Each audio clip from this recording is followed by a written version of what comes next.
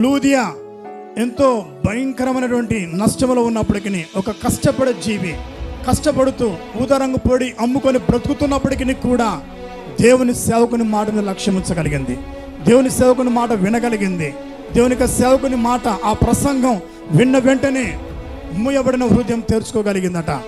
ఎప్పుడైతే దేవుని వాక్యం పట్ల లక్ష్యం ఉంచగలిగిందో, వాక్యం పట్ల నమ్మకం ఉంచగలిగిందో, ఈ లూదియా హృదయం తెరవబడిందో, అప్పుడు దేవుని ఆత్మ లూదియాను తాకినట్టుగా మనం చూస్తున్నాం.